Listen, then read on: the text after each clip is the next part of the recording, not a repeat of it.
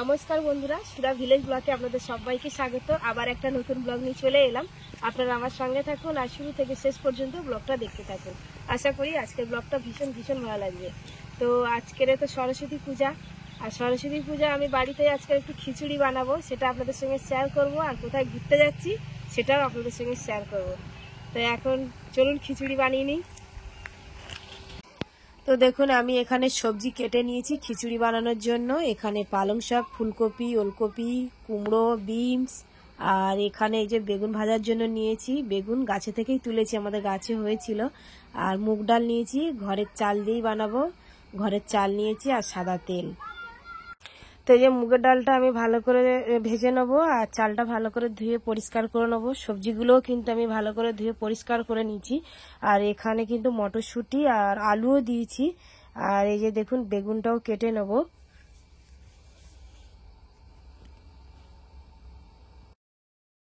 তো এদিকে আমি এই যে খিচুড়ির জন্য ভাতটা বসিয়ে দিয়েছি।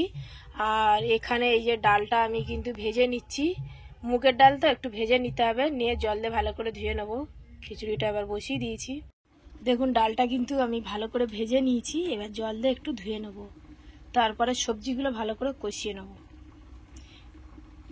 তো এই যে দেখুন, কড়াই কিন্তু তেলটা দিয়েছি, তেল গরম হয়ে গেছে। আর বেগুনগুলো আমি ভেজে নেব ভালো করে। লবণ আর হলুদ আর একটু হালকা করে লঙ্কার গুঁড়ো দিয়ে মাখিয়ে নিয়েছি। আর এই যে দেখুন, তেলটা গরম হয়ে গেছে। এবার আমি বেগুনগুলো ভেজে নিচ্ছি। দেখুন, বেগুনগুলো ভাজা হয়ে গেছে, এবার তুলে নেব। কি সুন্দর লাল লাল করে সব বেগুনগুলো কিন্তু আমি ভেজে নিয়েছি। এবার আমি সবজিটা ভালো করে কষিয়ে নেব। আর সব রকম সবজি দিয়েই কিন্তু খিচুড়িটা আজকে বানাবো।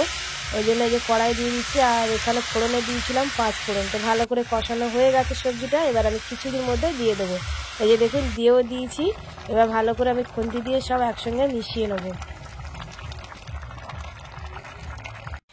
তো খিচুড়িটা আমার হয়ে গেছে, আমি নামিয়ে নিয়েছি।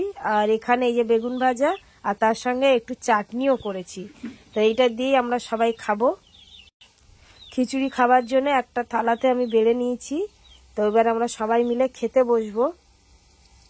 তো সত্যি খিচুড়িটা অসাধারণ হয়েছিল বন্ধুরা। এরকম সব রকম সবজি দিয়ে আপনারাও কিন্তু বাড়িতে বানিয়ে খাবেন। আমার তো খুব ভালো লেগেছে।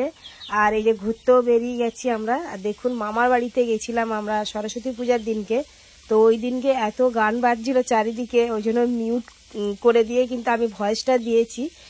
আর আমার এমনিতেই শরীরটা কিন্তু ভালো নেই, আর আমার গলার ভয়েসটাও কিন্তু ভালো নেই। প্লিজ আপনারা কিন্তু একটু সবাই মানিয়ে নেবেন।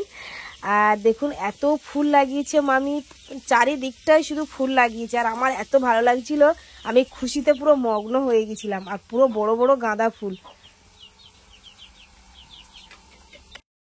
আর মামিদের এই যে পাকার ঘর হচ্ছে, আপনারা দেখতে পাচ্ছেন। তো ওই ভিতরে দেখুন মেঝেতে মানে মাটি আছে, ওরা কিন্তু প্লাস্টার এখন কিছুই হয়নি।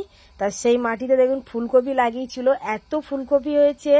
আমি সত্যি কি খুশি হয়ে গেছি। আর ফুলকপিগুলোও কিন্তু আমি ভিডিও করে আপনাদের সাথে শেয়ার করলাম।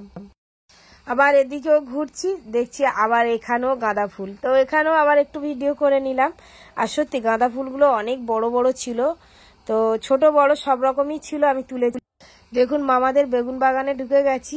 আর এই যে এই বেগুনগুলো মানে বাজারে বিক্রি হয়, আপনারা অনেকেই দেখেছেন। কালো যে বড় বেগুনগুলো, গোল বেগুন, অনেকে ভাজা পোড়া খেতে কিন্তু ভালোবাসেন। আর সত্যি এই বেগুনটা ভাজা পোড়ার জন্য অসাধারণ লাগে খেতে। আর বেগুনগুলো এত বড় বড় হয়েছে, তো আপনাদের কি বলবো, আমি মানে দেখছি আর শুধু মানে পাগল হয়ে যাচ্ছি দেখেই। তো মামি অনেকদিন আগেই আমাকে ডেকেছিল যে মেয়ে আয়, তুই ভিডিও করবি। তো আমি অনেকটা দেরি করেই গেছি, অনেকবার বিক্রিও করে দিয়েছে বেগুন। আর দেখুন, বেগুনগুলো সত্যি অনেক বড় বড়। তো আপনাদেরও একটু ঘুরিয়ে ঘুরিয়ে দেখিয়ে দিলাম বেগুনগুলো। আর গাছগুলো দেখুন।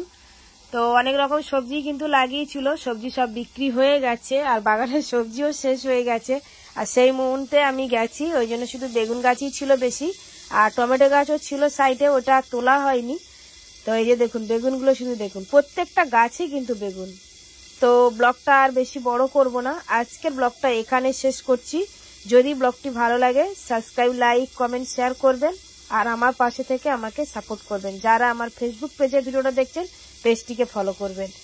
সবাই ভালো থাকবেন, টাটা। থ্যাংক ইউ পাশে থাকার জন্য, অসংখ্য ধন্যবাদ আপনাদের। এইভাবে আমার পাশে থাকবেন।